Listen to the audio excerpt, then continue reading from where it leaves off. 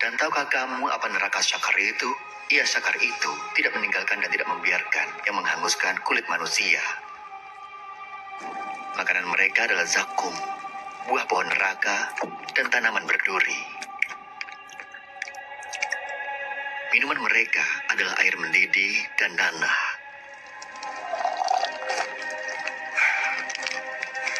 Setiap teguk terasa menyiksa sampai ke tulang.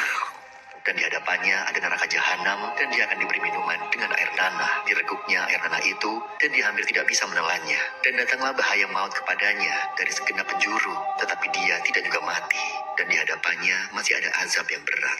Dalam ayat lain, Allah berfirman, tidak ada makanan bagi mereka selain dari pohon yang berduri, yang tidak menggemukkan dan tidak menghilangkan lapar. Setiap kali mereka berteriak, aku tidak tahan lagi, hukumannya akan semakin berat. Satu-satunya harapan mereka adalah mati dan musnah. Tapi itu tak akan pernah terjadi. Bukankah di dunia dulu mereka yang menjatuhkan bom pada orang tak bersalah, menyiksa tanpa peduli sedikit pun pada tangisan mereka? Bukankah mereka tertawa melihat ibu menangis putus asa?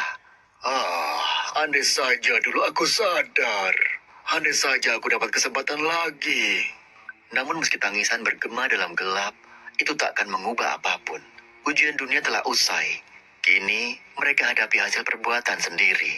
Di hari itu, kelompok-kelompok yang terbakar dalam neraka akan saling berdebat. Mereka saling menyalahkan dan mengutuk satu sama lain. Al-Quran menjelaskannya.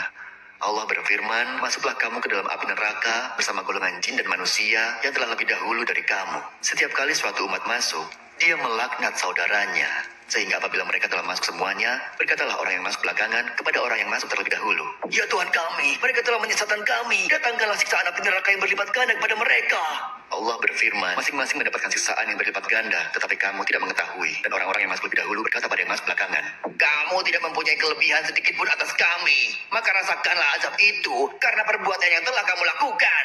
Sebagian penghuni neraka akan menyalahkan setan, dan iblis akan menjawab, sesungguhnya Allah telah menjanjikan kepadamu janji yang benar, dan aku pun telah menjanjikan kepadamu, tetapi aku menyalahinya. Tidak ada kekuasaan bagiku terhadapmu, melainkan sekedar aku menyeru kamu, lalu kamu mematuhi seruanku.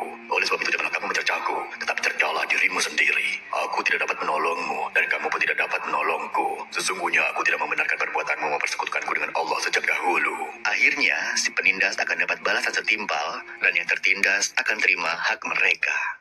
Kita tak tahu kapan ajal menjemput, tapi semua yang dibahas dalam serial ini pasti terjadi. Malaikat maut mengawasimu, kuburan menantimu, hari perhitungan